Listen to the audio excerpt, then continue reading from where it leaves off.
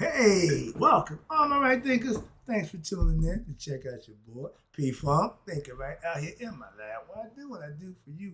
I got a concept. Listen to the record. Everybody got that record, that one record that, pretty much tells their life story. Mine's is street life. When I hear that, I just go into that zone. So we're gonna talk about. And my thing is, if you still living the street life, you're not living right. That's just my philosophy, my concept. Let's talk about it. The title is going to be Remembering My Street Life, aka The Wrong Life. Let's go. Rightisms, 25 rules to live by. Storytelling, story by the message. There's always a message in my stories for life. I give life lessons. You tune in and receiving them. I appreciate you. We got a good thing going. Let's do what we do.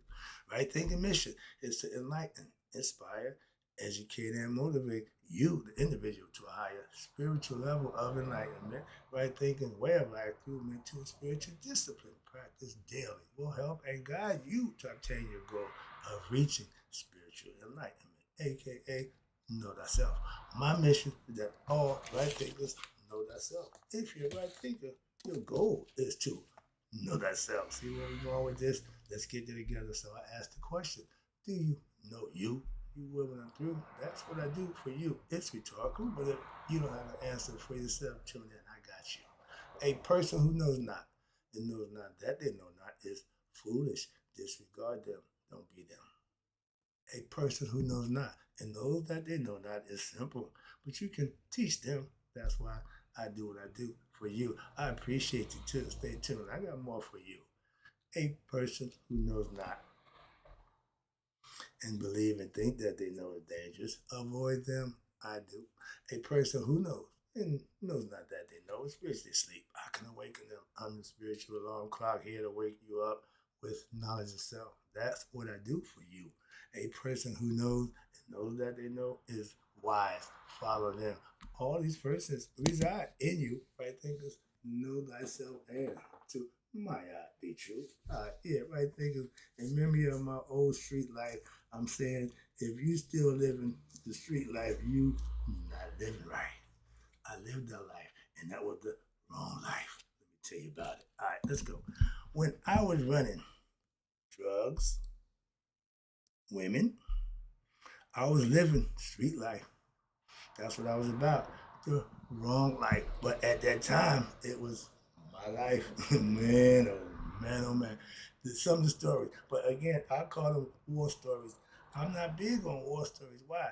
Those experiences that I had that I'm taking to the grave. Why? It ain't meant to be shared. Some people like to brag about what they did, how they did. I'm not that person. So I use them for examples. That's it.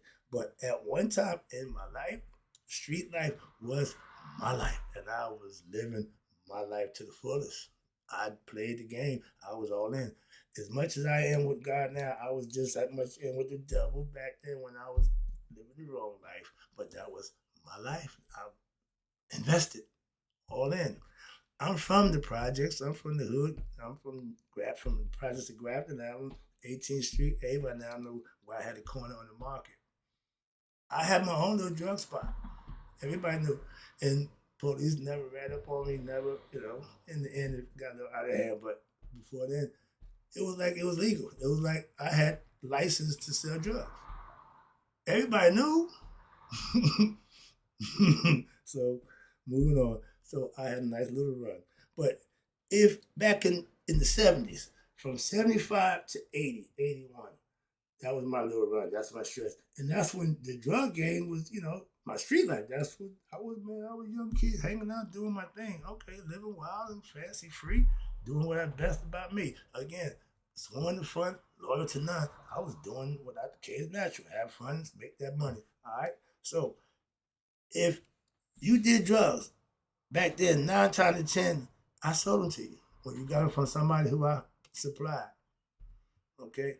I was the let me get too quick. I love street life.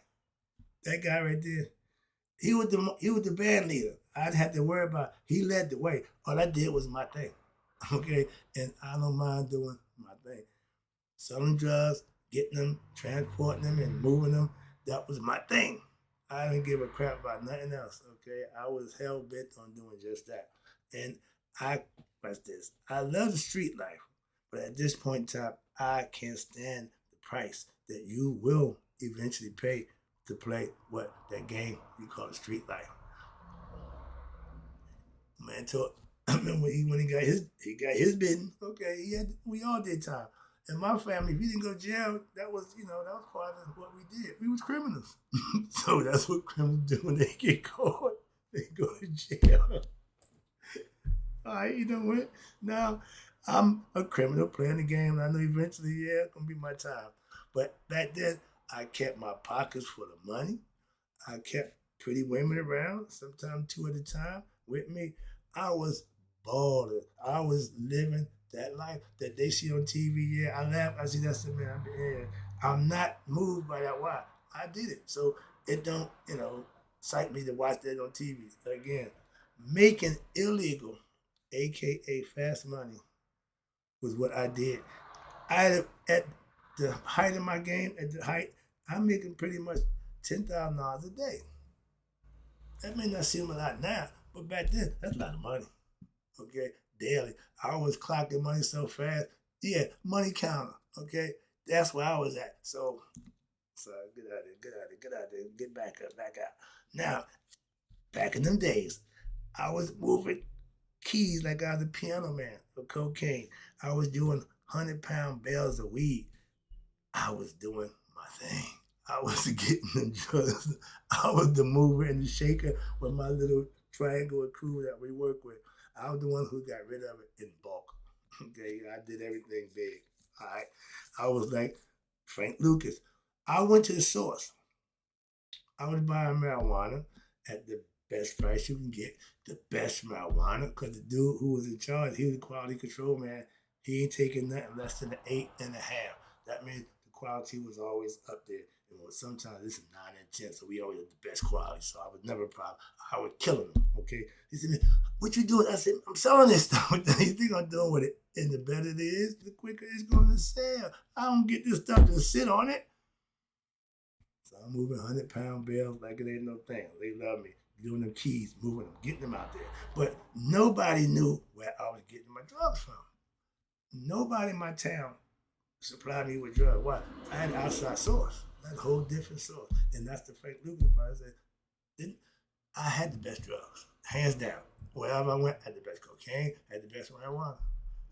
And I was king at the time. And what they do, I was like my man Lucky Luciano. I dealt with the people who my competitors. I sold them my weed wholesale to keep their people out of my neighborhood. Every week, you got a pilgrimage coming to 18th and Avon. Come on, man. So I just distribute my stuff to the competitors to keep them people out of my face. Like one time, everybody was smoking my weed. I had so much control, I could start a weed shortage by just saying, I'm shutting down for the day. They would go crazy, moving on. But yeah, that's power back in the ego tripping. So yeah, that's how I was moving. I was the king of weed and cocaine in the 70s, late 70s. I was in it to win it. And I had the best drugs. When it came to quality, I was king. Why? I had the best and I get the best price. So I didn't have to cut it up to make money. My cocaine back when I was getting it can take a 3 cut. I can take 1 ounce and make 4 ounces. That's a 3 to 1 markup. That was how I made money. Now, if you buy cocaine, you can't make no money. Why? You can't even cut it. I was getting quality cut lactose back in the day. Now they using isotox, all kind of nonsense, health food nonsense. You got drugs with mixed with health food. Moving on, moving on. But I got out the game. But I was in the game. I had was a whole different concept. But and again, because I had quality. Quality is what make money. If you're in the drug game, the man with the best drug is gonna make the most money. My pockets stay swole all day. I remember when street life was my life. From the time I was like 18 to 25, I was in the mix. Okay. Prime age, we're doing nonsense. Okay. You live a life, and I just chose that route. Okay. It cost me. I paid. But I was partners with two other brothers who I had met back in college in 1975. One was from Connecticut, the other one was from Philly. I was Jersey. I would go to Connecticut. I would go to Philly. Didn't make a difference to me. Didn't make a difference to me. I was the road dog. Okay, kept a Cadillac, so I'm ready to ride. I and I picked up and brought my own stuff. Okay, I'm on the highway, kilo and 25 pounds of marijuana. If they pull me over, it's a wrap. Okay, so yeah, I did that on a regular. That was me up and down the turnpike. I was the king of the turnpike. I put it on 55 and just go on in, just take my time. Moving on. I was a delivery man. Okay, but I made the deal and I made sure I delivered the package. Every now and then I would trust somebody, but not too often. But I know what to do. But if it's going down, I'm the one going. When they got me, I'm the only one who went. It was four of us. I was partners with my boys, and they had their job. Everybody had a job. My job was to move the product. When quickly, how get rid of it. Man, I would come. I said, yeah, a week later, I'm ready. Yeah, don't worry about it. Don't even worry about what I'm doing. Just keep that stuff coming. Why? They loving it? I was rolling. I was getting it. All right. And I was doing pounds of marijuana and kilos of cocaine was my thing. Okay. You can buy a nickel bag of marijuana, a $20 thing of cocaine, or you can get a kilo, or you can get a pound of marijuana. Didn't make a difference to me. That's how my scale went. From the smallest to large, I was in control of all of that. Again, I don't know where it comes from. Yeah, this is that record street life. One down memory lane. All right. Again, I ran an organized drug ring for over 5 years. I got kids who worked for me starting high school and worked for me the whole time he was in high school. And not long, but that life was good for me for a while. And like I said, I had a nice little that little 5 years, man. I wouldn't trade in for the world. So yeah, it was good when I was living it, on that side. Dun, dun, dun, dun. What happened? Oh, like every little thing, the gravy train went out. Every life, a little rain gonna fall. And that life, we all know what comes with it. Expiration date, ding, ding, ding, AKA. When I decided to be a drug dealer, I knew I had two choices. It's gonna end up with me going to jail or me going to hell. I got jail. I lucked out. Okay, I get to what a do-over, so to speak. That was 42 years ago when I came home in 1984. All right, but again, that life, okay, comes with a price. And after giving back 3.5 years of my life locked up, oh, I made street life what my past life. I no more deal with that nonsense. I got out the game. I come home. I'm not doing this. I'm living more man. I moved out. Why? I told you, I ain't, no, no, no. You go back, no, no, no. Street life comes with a price. Sometimes it could cost you your life. I know a lot of people didn't make it out. Okay, so I was glad to get jail. And back in my heyday, oh, I had a bodyguard, personal bodyguard who carried a 357 legally, but I personally carried my little 32. If I thought it's gonna be some problem, I had my 38 special, so and I had no 25 automatic. I had a bunch of guns. And when I got caught, I ain't get charged with near one of them. Why? I bought all my fresh out the box. No bodies, none of that nonsense. But again, they didn't even bring it up. Didn't need to. They already had enough evidence. They didn't need that. And Freddie went, where the gun? Where the gun? They kept asking, where the gun? Yeah, because they knew I carried a gun. Anybody who knew I carried a gun. And whenever I went, and sometimes even to bed, while I did the project where mother come in my window, I got to have my stuff. So that's how I was living. Again, wrong. That was my life. And we all watched out for what? We all knew about 5 That wasn't that we had him. I got spied. I got to look out for. He got to me. I already knew he was coming. So we had all that covered. Every perimeter, I had somebody covered. I had watching. And now, but back then we had a guy called a stick up man. They had stick up crews. They would come to jump out the car and take everybody money. Okay? 18 for Avon, they never ran up on us. And the Esky, man, back then, they nobody know, but we had some stick up guys, we knew who they was. They didn't even wear masks, they didn't give a damn.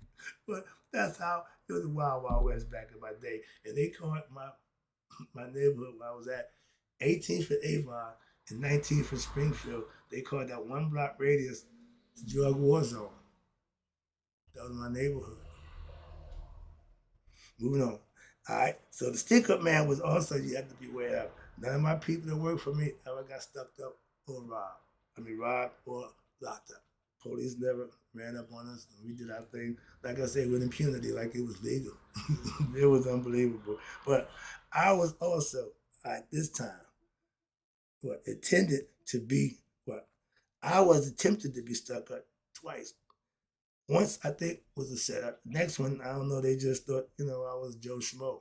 But both times I pulled my gun out and stopped the nonsense. Okay, I had to shoot nobody, but okay, better if I didn't have one, I'm done. And I got jewelry, I got a pocket full of money, drugs like all to be, and you ain't got no gun? Are you crazy? Where you do that at? Not where I come from. No, I kept a gun. Moving on. And like I said, at 2 times, I'm glad I did. All right, moving on. Again, let me wrap it up. I'm not glorifying the street life. I'm telling you, this is all the bad stuff. This is wrong, but that's what I did, and now I know better.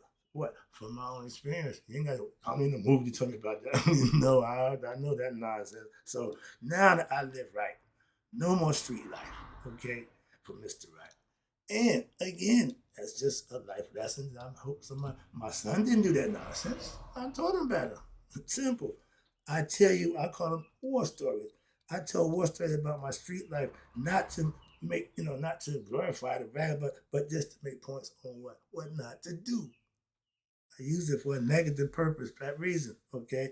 I don't brag about my street life. No, I just use it to show it was what? The wrong life. And I realized that. That's why I advocate against that. I'm not telling nobody to go out and be a drug dealer. If the game, okay, that you play in life could cost you your life, you playing a losing game. Stop. I did. That's why I'm still here. He just stopped until it was. Matter of fact, didn't stop. Simply, I leave it right there. I did. That's how I can speak for me. And that's what I'm saying. I know the difference. I know why. And again, I'm just trying to pass on that knowledge. And I did it to my son. Simple as that. He ain't got that problem. Moving on. So, and when I was living the street life, I kept friends around. My mom always said, we got to have an entourage of mine, just come with the territory.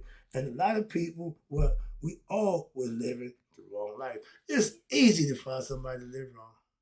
I bet you can put an open glove compartment, find 3 and 4 niggas and wait to do something wrong. Couldn't wait to do something wrong. I had people who just worked for me just to do something wrong to other people. Part of the game. Again, moving on. So, taking it home. And this is my whole point for all this whole lesson. Where the hell did there's a message in here somewhere. I thought I did. But now that I'm living the right life, okay, why you give all that bad stuff, all that run? Let you know, it was a whole lot of bad. Yeah, I did that. But it's simple. I'm doing good. Now I'm living the right life. I can't find what? Somebody else who living the right life. I got no friends. I'm on my own. I'm by myself. But guess what? I'm good with that. Are you? Because if you want a bunch of people around you, just start living wrong. They flop like flies to stuff. Okay? But doing something right, they like hammer. Can't touch that. Why?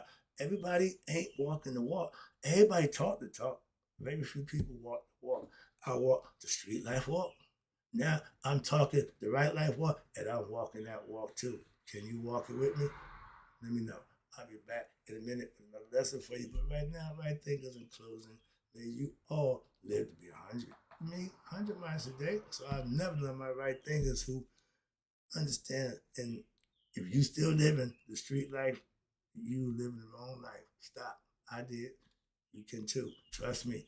You'll benefit from it too. I did. I'm out.